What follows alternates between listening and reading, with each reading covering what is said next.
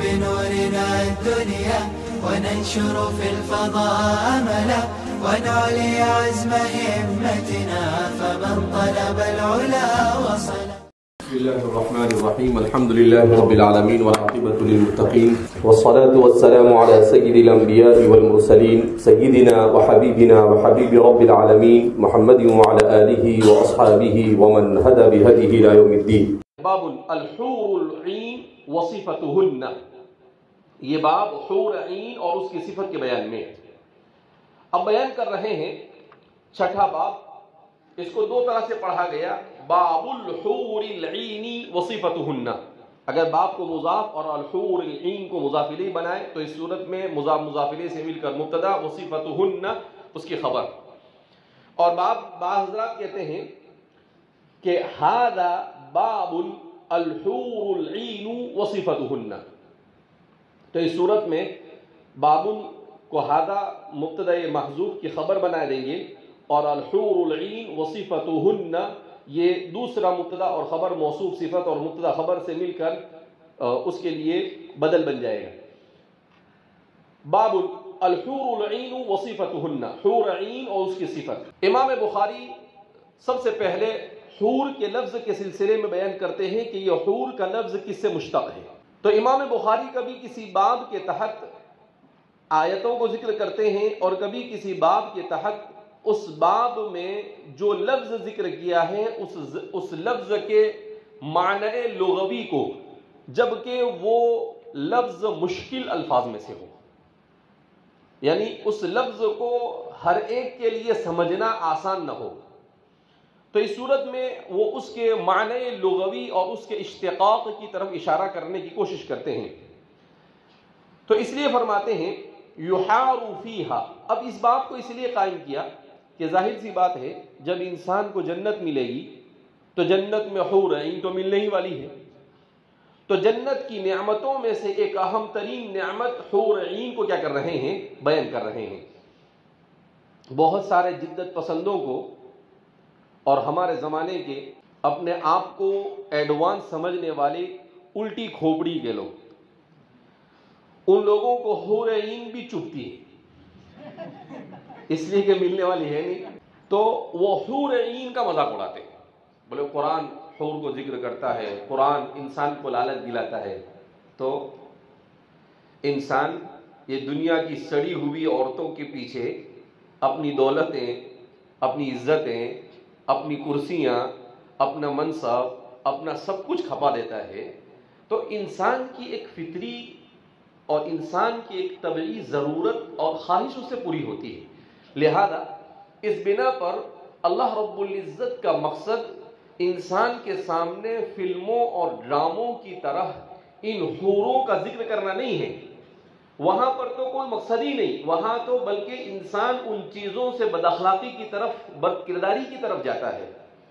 اور یہاں پر قرآن اور احادیث مبارکہ میں جو اسے بیان کیا جاتا ہے وہ اس لیے بیان کیا جاتا ہے کہ انسان کی فطرت میں مختلف طبقات ہوتے ہیں.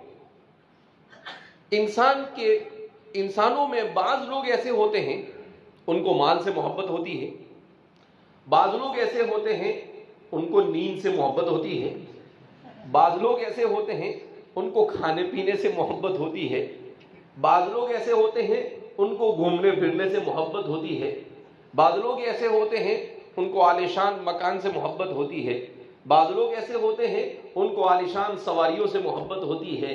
تو ہر طرح کے لوگ ہیں. اب ظاہر سی بات ہے کہ ہر آدمی کو ایک لاٹھی سے تو لے کر چل نہیں سکتے. صرف یہ کہو کہ جنت ملے گی تو بولے گا بھیا کیا ہے جنت، دیکھی تو ہے نہیں میں نے. تو اس لیے اس کی بہت ساری بڑی بڑی نعمتوں کو بھی ذکر کیا جاتا ہے تاکہ جس کی جیسی طبیعت اور فطرت ہے کم از کم اس فطرت کے مطابق ہی اس چیز کے حصول کے لیے محنت شروع کر دے بھیا اور اللہ کی طرف متوجہ ہو جائے. تو اس کا مقصد بھی کتاب و سنت کا یہ ہے. کتاب و سنت کا مقصد ان چیزوں کی لالچ دینا نہیں ہے. کتاب و سنت کا مقصد ان چیزوں کو بیان کر کر ان چیزوں کے سلسلے میں انسان کے ذہن و دماغ کو بگاڑنا نہیں ہے، بلکہ کتاب و سنت کا مقصد یہ ہے کہ انسان کے اس فطری تقاضے کو اس طور پر تسکین دے کہ کوئی چیز اس کے دل پہ لگ جائے اور اسی کے لیے وہ محنت کرنا کیا کر دے وے، شروع کر دے وے۔ تو اس مقصد سے اسے کیا جاتا ہے، بیان کیا جاتا ہے۔ اب ہوتا یہ ہے کہ بعض مرتبہ ہمارے یہاں پڑھنے پڑھانے والے بھی اس کو ایسے ٹیسٹ لے کر بیان کرتے ہیں کہ جس کی وجہ سے سننے والے پر اس کا غلط تاثر ہو جاتا ہے۔ سننے والے بھی بہت ٹیسٹ لے کے سنتے ہیں، تو اس کی وجہ ابھی جیسے حور کا لفظ آتے ہی بہت سارے لوگوں نے آواز نکالنا کیا کر دیا تھا، شروع کر دیا تھا۔ تو یہ غلط طریقہ ہے۔ یہ کیا ہے؟ ہمارے اسی رویے کی وجہ سے لوگوں کے اندر میں ایک غلط تصور پیدا ہوتا ہے، لوگ اس کو غلط سمجھتے ہیں۔ تو اس لیے انسان کو کسی بھی چیز کو اللہ نے جب علم دیا ہو تو اس علم کے مطابق انسان کو بڑا سنجیدہ رہنا چاہیے۔ انسان کو کیسا رہنا چاہیے؟ علم کا تقاضا ہے سنجیدگی، علم کا تقاضا ہے اخلاق، علم کا تقاضا ہے کس موقع پر انسان کا کیا ریئیکشن ہو، کس موقع پر انسان کیسا تأثر دے، کس موقع پر انسان اپنے آپ پر کنٹرول کرے۔ یہی علم کا تقاضا ہے۔ اگر انسان انہی چیزوں کو نہ سمجھے تو پھر علم کا ہونا نہ ہونا سب کیا ہے، برابر ہے۔ لہذا ہمیں بھی اسے اس طور پر نہیں بیان کرنا چاہیے کہ لوگ یعنی جس طریقے سے لوگ فلموں کے اندر میں اور چیزوں کے اندر میں اسے فلمایا جاتا ہے اور بتایا جاتا ہے، اور نہ سننے والے کو اس طرح سے سننا چاہیے۔ ٹھیک ہے، حدیث مبارک میں بیان کیا گیا، قرآن نے بیان کیا تو بیان کر دیا۔ ہم کو اس کے حصول کے لیے محنت نہیں کرنی ہے، ہمیں محنت کرنی ہے ابتغاء مرضات اللہ، اللہ کی رضامندی کے حصول کے لیے۔ اور جب اللہ کی رضامندی ملے گی تو سب کچھ ملنے والا ہے، اور اگر اللہ کی رضامندی نہیں ملی تو حور تو کیا، حور کچھ بھی نہیں ملنے والا، دیکھنے کو بھی نہیں ملے۔ کیا نہیں ملے گی؟ دیکھنے کو ملنے والی ہے نہیں۔ تو اس لیے انسان کو اللہ نے جب اشرف الخلائق بنایا تو اس کا ہدف، اس کا ویژن، اس کا مشن اور اس کا ٹارگیٹ یہ بڑا ہونا چاہیے۔ اور وہ بڑا ویژن اور مشن کیا ہے؟ اللہ کی رضامندی کا حصول۔ اسی لیے میں آپ کو کئی بار کہہ چکا ہوں کہ رابعہ بصریہ ایک مرتبہ آگ لے کر جانے لگی، تو کسی اللہ والے نے پوچھا کہ آگ لے کے کہاں جا رہی، دماغ خراب ہو گیا کیا؟ تو رابعہ بصریہ نے کہا میں جنت جلانے جا رہی ہوں۔ کیا جلانے جا رہی ہوں؟ تو بزرگ نے کہا خیریت تو ہے؟ کہا ہاں جنت جلانا ہے۔ وہ سمجھانا چاہ رہی تھی۔ کہا کیوں جنت جلاؤ گی؟ کہا اس لیے کہ میں دیکھ رہی ہوں کہ لوگ نیکی اور اچھے اعمال کر رہے جنت کے حصول کے لیے، تو میں نے سوچا یہ جنت ہی جلا دے۔ ارے بھائی نیکی اور اچھے اعمال تو اللہ کو راضی کرنے کے لیے کرنا چاہیے۔ نیکی اور اچھے اعمال تو اللہ کو راضی کرنا۔ رضی اللہ عنہم، حضرات صحابہ نے اسی لیے سب کچھ کیا۔ تو اس لیے جو لوگ اس کا مذاق اڑاتے ہیں اور اپنے آپ کو بہت ایڈوانس سمجھتے ہیں، ان سے زیادہ بدتر کوئی مخلوق نہیں۔ کیوں؟ اس لیے کہ کتاب و سنت کا مذاق ہے۔ تجھے سمجھ میں آئے نہ آئے چپ چاپ بیٹھا رہتا، لیکن اس پر کامنٹ کرنا، اس کے سلسلے میں غلط سلط تصورات اور غلط سلط کلمات کا استعمال کرنا، یہ در حقیقت کتاب و سنت کے اوپر گویا کہ انگلی اٹھانا ہے، اور کتاب و سنت کا استخفاف، کتاب و سنت کے ساتھ مذاق اور کتاب و سنت کی بیان کردہ کسی چیز کو ہلکا سمجھنا یا اسے برا سمجھنا، یہ انسان کی سب سے بڑی بدقسمتی ہے۔ اس سے بڑا بدقسمت انسان کوئی ہو سکتا نہیں ہے۔ لہذا اس بنا پر ایسی چیزوں سے اور اس طرح کے پروپیگنڈوں سے انسان کو متاثر نہیں ہونا چاہیے۔ ایسی الٹی کھوپڑی کے لوگ ہوتے ہیں۔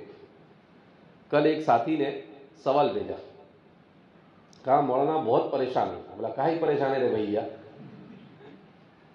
تو بولے یہ ایک آدمی سوال کرتا ہے اور حیران کر دیا ہے۔ بولا کیا حیران کر دیا؟ تو بولے 1400 سال ہو گئے اور کوئی نبی نہیں آیا. 1400 سال ہو گئے اور کوئی نبی نہیں آیا. تو جو 1400 سال پہلے جو باتیں بیان کی گئی ان باتوں کے ذریعے آج کے مسائل کو کیسے حل کریں گے؟ میں نے بولا اس کو سمجھے گا تو؟ میں بولا پاؤں میں سے جوتا نکالا اور مار اس کے سر میں تو اس کو سمجھ میں آئے گا, ویسے اس کو سمجھ میں آئے گا نہیں. بولے یہ ایسی کیسی بات؟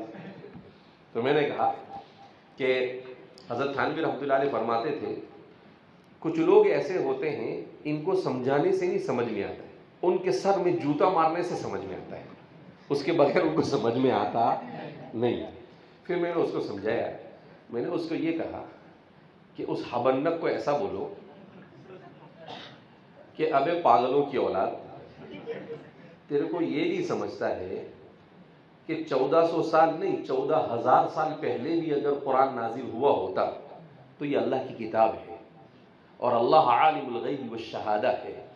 اللہ نے ان ابھی بھی اور 14 لاکھ سال بھی دنیا جیے گی نا تب بھی کتاب و سنت سے مسائل حل ہوں گے. کتنے؟ 1400 بولتا ہے تو مطلب اس کا ایسا بول کہ ابھی اور 14 لاکھ سال بھی اگر یہ دنیا رہے گی تب بھی کتاب و سنت سے مسائل کیا ہوں گے؟ حل ہوں گے. اور اب اس کو کہے کہ ایسے کیسے حل ہوں گے, تو اس کو ایسا بول کہ ذرا ایک مرتبہ ہمارے فقہا کی خدمات کو دیکھ لے, ہمارے متکلمین کی خدمات کو, ہمارے محدثین کی خدمات کا جائزہ لے لے کہ کیسے کیسے مسائل کو کیا کیا ہے, حل کیا ہے, اور کس طریقے سے مسائل کو حل وہ کرتے ہیں تو سمجھ میں آئے. جب دیکھا ہی نہیں, کچھ پتہ ہی نہیں ہے, تو اس کو تو 1400 بھی بہت نظر آئیں گے, اس کو تو 4 دن بھی بہت نظر آئیں گے. بولو 4 دن پہلے, تو یہ انسان کی جہالت ہے, یہ انسان کی جہالت ہے. اور یہ مستشرقین جیسے لوگوں کو جب آدمی پڑھتا ہے تو مرعوبیت کا شکار ہوتا ہے.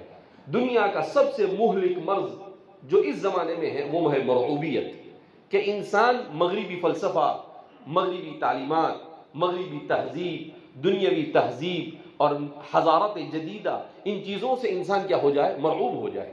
نہیں, انسان کو مرعوب ہونے کی کیا ضرورت ہے؟ مجھے اور آپ کو اللہ نے ایسا دین, ایسا علم عطا فرمایا ہے کہ یہاں پر مرعوبیت کا سوال ہی نہیں. یہ ہر مسئلے کا حل یہاں پر کیا ہے؟ موجود ہے. بس ضرورت ہے عزیمت کی. ضرورت کس کی ہے؟ عزیمت کی. عزیمت کے ساتھ زندگی گزارنے کی. جب انسان رخصت کے ساتھ زندگی گزارنے کا سوچتا ہے تو انسان سہولتیں ڈھونڈتا ہے, اور جب انسان عزیمت کی زندگی گزارنے پر آ جاتا ہے تو انسان کے لیے اسلام کا سمجھنا آسان ہے. یہ اسلام عزیمتوں والوں کو سمجھ میں آتا ہے, رخصتوں والوں کو سمجھ میں آتا نہیں ہے. اللہ ہماری حفاظت فرمائے. تو آپ فرماتے ہیں یحار فیہ الطرف شدیدۃ سواد العین شدیدۃ بیاض العین. اب کیا فرما رہے ہیں؟ یحار فیہ الطرف, کہ جس میں انسان حیران اور پریشان ہو جائے. الحور اس کا مشتق منہ کیا ہے؟ تو اس کے مشتق منہ کے سلسلے میں 2 باتیں بیان کی جاتی ہے. ایک بات یہ بیان کی جاتی ہے کہ اس کا مشتق منہ الحورۃ ہے, اور دوسری بات یہ بیان کی جاتی ہے کہ اس کا مشتق منہ الحیرۃ ہے. امام بخاری فرما رہے ہیں کہ اس کا مشتق منہ الحیرۃ ہے, اسی لیے حار یحیر حیرا وحیرۃ, آپ اسی کی طرف اشارہ کر رہے ہیں. تو فرماتے ہیں تو انسان اس کے حسن و جمال کو دیکھ کر حیران اور پریشان ہو جائے گا. اس وجہ سے کہا کہ اسے حور کہا جاتا ہے.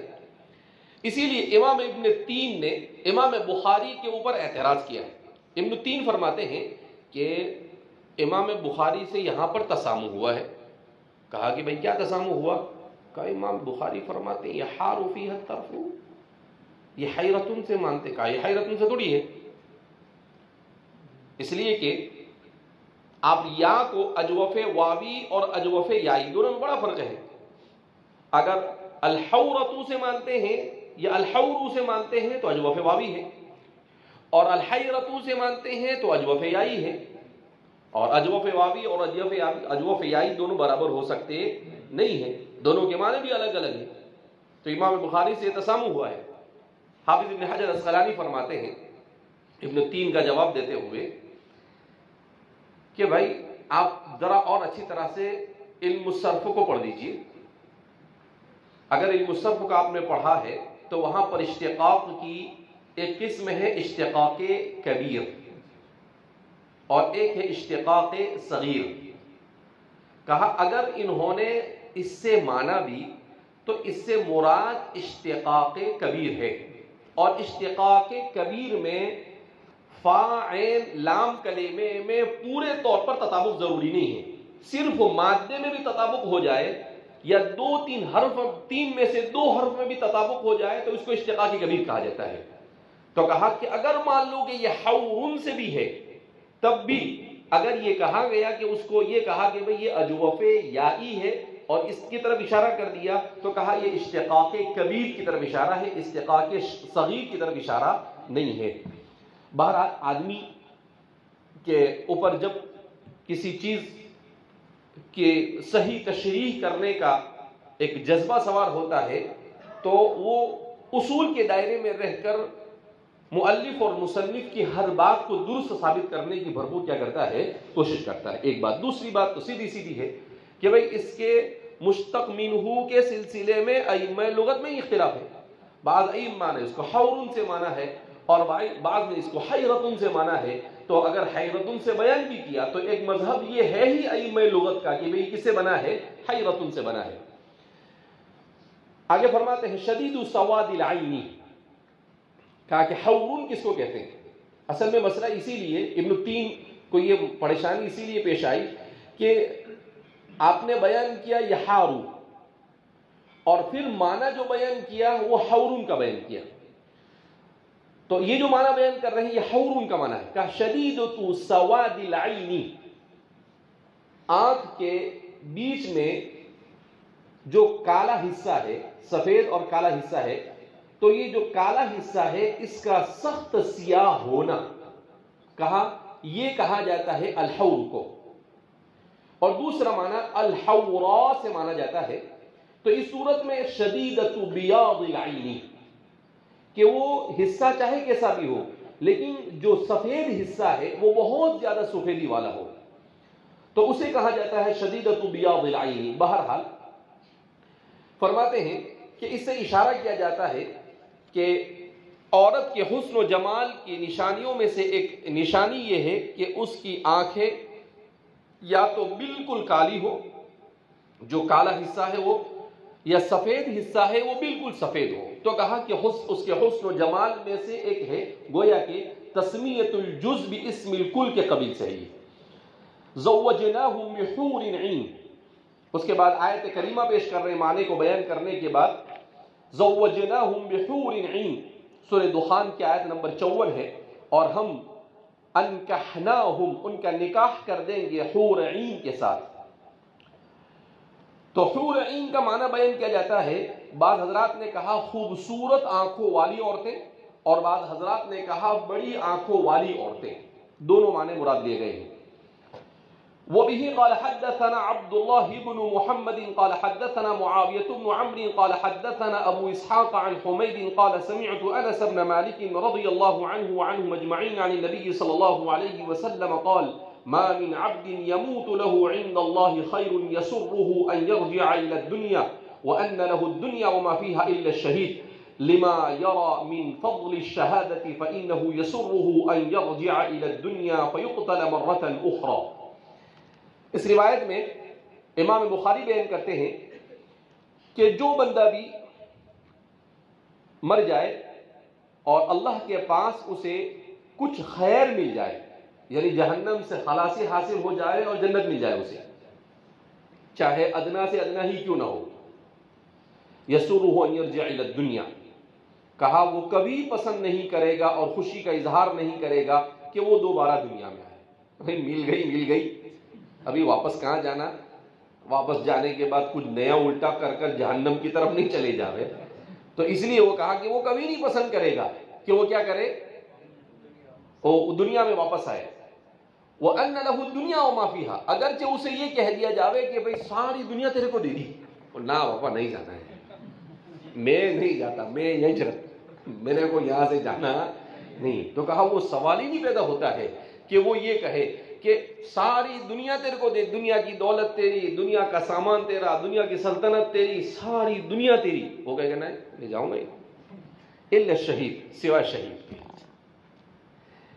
لما یری من فضل الشہادہ، جب وہ شہادت کی فضیلت کو دیکھے گا تو وہ اس بات کو پسند کرے گا اور اس بات سے وہ خوش ہوگا کہ وہ دوبارہ دنیا میں آئے اور دوبارہ اسے شہادت میسر ہو اور پھر دوبارہ شہید ہو کر وہ جنت میں جائے۔ تو فرماتے ہیں کہ شہید کو اتنا بڑا انعام کیوں؟ اس لیے کہ اللہ کے ہاں اصول ہے، کیا؟ آپ کی جیسی قربانی ویسا انعام۔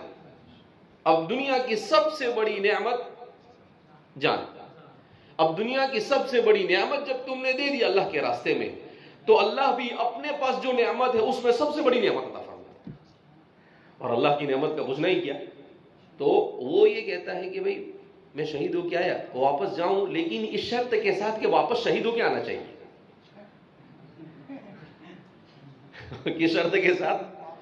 واپس شہید ہو کر۔ اللہ کے رسول صلی اللہ علیہ وسلم جب تمنا کر سکتے ہیں کہ میں تو یہ چاہتا ہوں کہ اللہ کے راستے میں شہید ہو جاؤں، پھر واپس آؤں، پھر شہید کیا جاؤں، پھر واپس اللہ کے دربار میں جاؤں، تو یہ اس وجہ سے کہ اس سے ایک تو اللہ کو رضامندی حاصل ہوتی ہے کہ اللہ کو سب سے زیادہ اس بندے پر خوشی ہوتی ہے جو دنیا کی سب سے بڑی نعمت اللہ کے راہ میں قربان کرتا ہے، اور دوسرا اس خوشی کے بدلے میں اللہ اتنی ہی بڑی نعمت آخرت میں اسے کیا کرتے ہیں؟ عطا فرماتے ہیں۔ اور یہاں پر تو شہادت سے لوگ کیا کرتے ہیں؟ بھاگتے ہیں۔ ہمارے غزہ والے، اللہ رب العزت ان کو بیچاروں کو جزائے خیر عطا فرمائے، اللہ ان کو استقامت نصیب فرمائے، وہ تو ایسا کہہ رہے ہیں کہ 50,000 لوگ شہید ہوئے، لیکن کل کی ایک رپورٹ یہ ہے کہ تقریباً 1,86,000 لوگ شہید ہو چکے ہیں۔ کتنے؟ 1,86,000 لوگ، اور عجیب ایمان ہے ان کا، اس کے باوجود بھی وہ کیا کہتے ہیں؟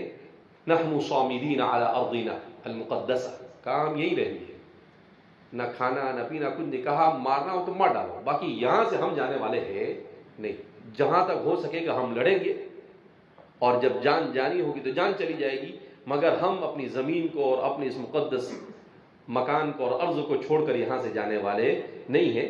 تو ہمارے لوگ بیچارے ان کو دعا میں بھی یاد نہیں رکھتے، کم سے کم اپنی ہر نماز میں ہر وقت ان کے لیے کیا کرنا چاہیے؟ دعا کرنا چاہیے کہ اللہ رب العزت ان کے لیے دنیا اور آخرت میں خیر کیا فرمائے؟ مقدر فرمائے۔